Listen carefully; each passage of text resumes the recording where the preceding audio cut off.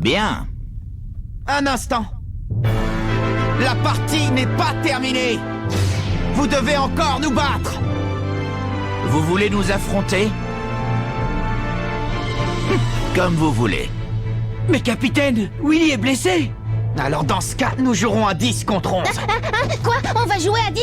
Les amis, nous ne pouvons pas laisser Epsilon s'en tirer comme ça. Non, c'est vrai, capitaine, mais si vous avez besoin d'un 11e joueur, j'en ai un. Scotty Banyan. Scotty! Après tout, c'est un joueur de foot lui aussi, non? Mais c'est un remplaçant. C'est de la folie de mettre quelqu'un comme lui dans l'équipe. S'il est le même sur le terrain, j'ai peur que ça nous porte préjudice. Ça se passera bien, vous verrez. Scotty sera à la hauteur, j'en suis sûre. Prenez-le, s'il vous plaît. Je vous en supplie. S'il te plaît, capitaine. Allez Célia, c'est d'accord. Merci. Et vous, qu'est-ce que vous en pensez, coach? Faites comme vous le sentez. Merci beaucoup, vraiment. Je crois pas que c'est une bonne idée. Mais enfin, c'est une bonne occasion de leur montrer ce que tu vaux réellement. Mais... Oui, mais... Non. Calme-toi, tout ira bien, Scotty. Crois-moi, j'ai confiance en toi. Hein? Tu as confiance en moi? Oui, tu peux le faire.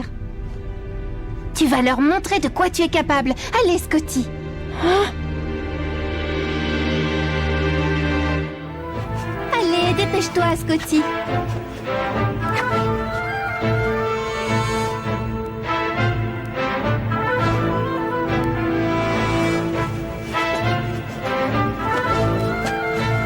Scotty Banyan.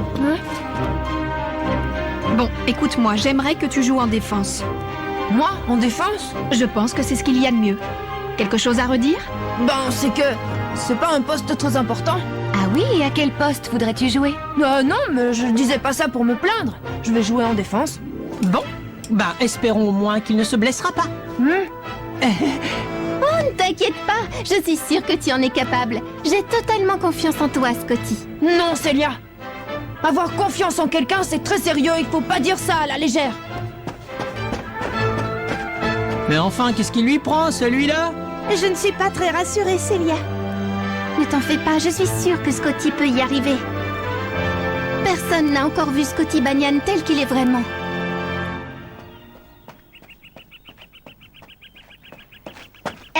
Dis donc, Scotty, tu es sûr que ça va aller? Vous en pensez quoi? Si Célia dit qu'on peut lui faire confiance, il faut la croire. Ouais, tu dis ça, mais je parie que tu te demandes de quoi il est capable. Oui, c'est vrai. Moi, je trouve que mettre dans l'équipe un joueur dont on ne connaît pas les capacités, ça peut se révéler très intéressant. Oui, mais la grande question c'est, est-ce qu'au moins il sait jouer au football? C'était seulement un remplaçant dans l'équipe du cloître. Je me demande si on peut vraiment compter sur lui pour jouer contre une équipe d'extraterrestres. Eh oh, Scotty, on va bien s'amuser, tu vas voir. S'amuser, c'est tout ce qui te préoccupe. Bon, allez Scotty. Ça va être un super match. Collège Raymond. Alors comme ça, c'est vous les joueurs qui ont battu la tempête des Gémeaux? Et parce que vous les avez vaincus, vous croyez pouvoir nous battre nous aussi? Eh bien si c'est le cas, permettez-moi de vous dire que vous sous-estimez les guerriers d'Epsilon.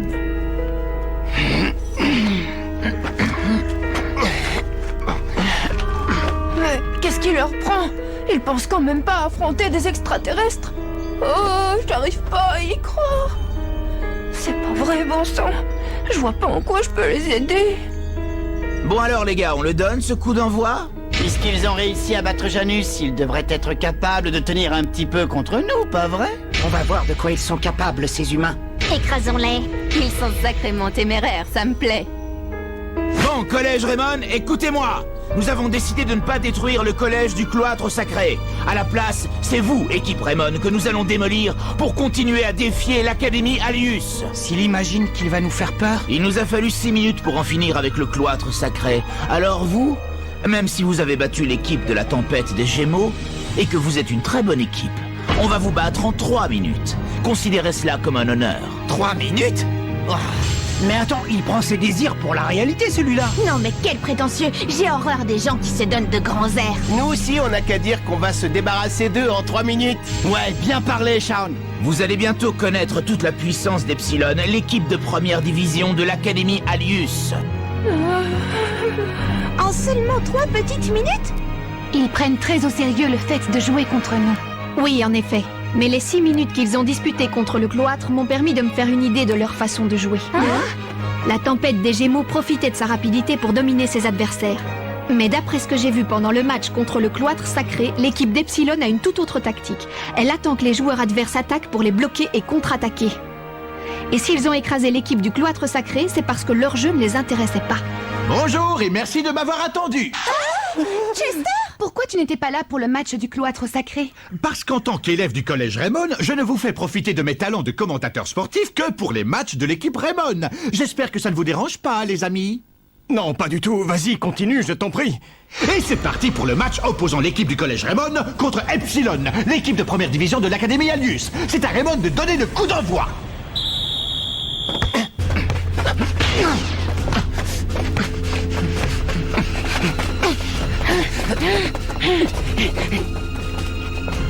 Il bouge pas beaucoup, Scotty, non? Que le duel commence! Les joueurs d'Epsilon se mettent en position de défense. Kevin se retrouve face à, voyons voir, Crypto et Fedora. Quant à Shaun, il est marqué par Swarm et Metron. Kevin et Shaun sont complètement coincés. J'en étais sûre. Ils veulent mettre la pression sur notre jeu en bloquant nos 2 attaquants.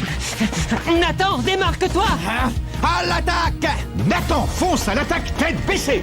Wow, ils sont super rapides. Les défenseurs d'Epsilon tentent de l'arrêter. Ils volent ou quoi? Ils sont encore plus rapides que les joueurs de la tempête des Gémeaux. Tori, attrape! Jude! Quelle rapidité de jeu! Nathan passe à Tori qui passe immédiatement à Jude sans perdre une seconde. Mais d'où ils sortent ces joueurs-là? Ils jouent d'égal à égal avec les extraterrestres. Ils ont fait d'immenses progrès à force de jouer contre la tempête des Gémeaux. Oui, ils peuvent prévoir les mouvements de leur adversaire. Oui, mais d'après ce que je vois, Shaun et Kevin sont toujours complètement bloqués. Eh bien, on dirait que l'équipe d'Epsilon n'est pas aussi facile à battre que la tempête des Gémeaux. Ou bien c'est votre niveau de jeu qui n'est pas aussi élevé que ça. Bobby! Eric, tire! Tire hélicoptère!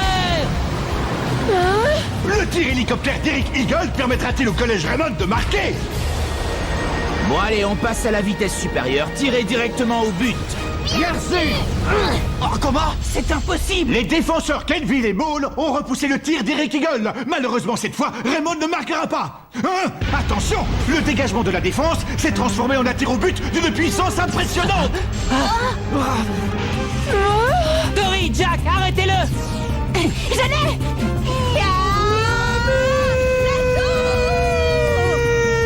Tori et Jack ont à eux deux réussi à former un formidable mur de défense. C'est incroyable!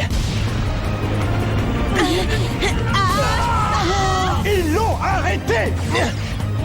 Shaun saute pour se libérer du marquage auquel il est soumis, mais Swarm et Metron ne le lâchent pas d'1 centimètre. Attention, Shaun!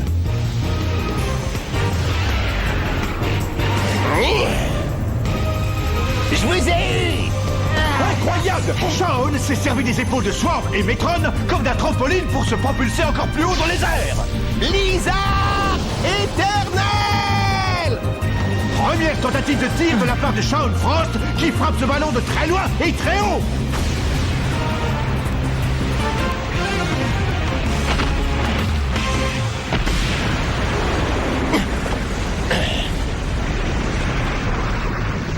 Quoi? Non, impossible!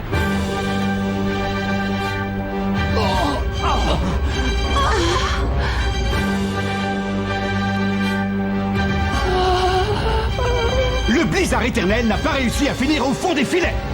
Dvalin, le gardien de but et capitaine d'Epsilon, a arrêté le tir de Shaun sans la moindre difficulté. Mais quelle est cette sensation de rage? Il a arrêté le blizzard éternel avec une facilité déconcertante. C'est impossible. Même si tu es un adversaire, je dois avouer que c'était un joli tir. Ah ouais? Ben merci pour le compliment. Tu ne sais peut-être pas, mais tu es un élément d'une grande valeur pour l'Académie Alius. Il vous reste 2 minutes et 20 secondes. Luttez de toutes vos forces. Vite, interceptez-le! Ouais!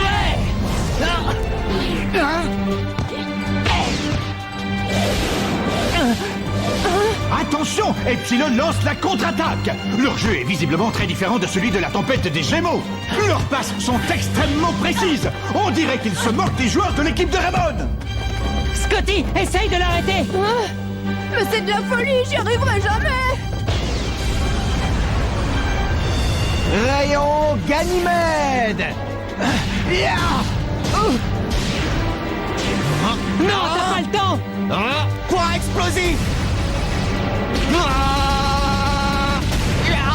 Epsilon 1, Raymond 0.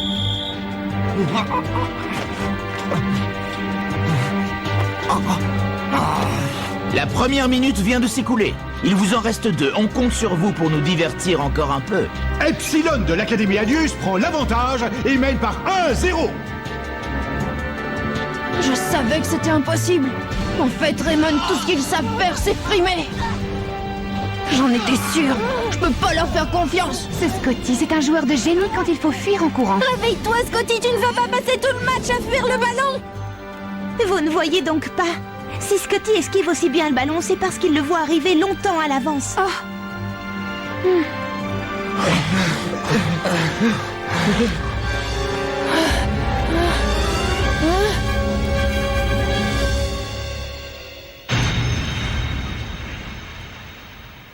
On arrive bientôt aux 3 minutes. Notre prochain tir mettra fin une bonne fois pour toutes à ce match.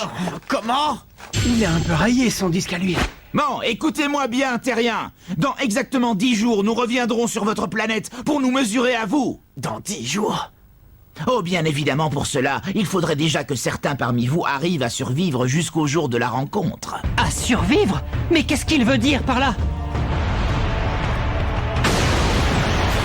Il commence à m'énerver.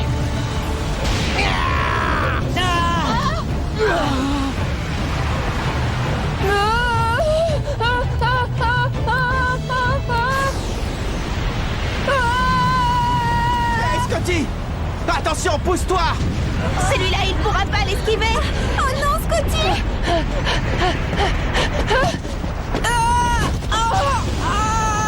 Quoi?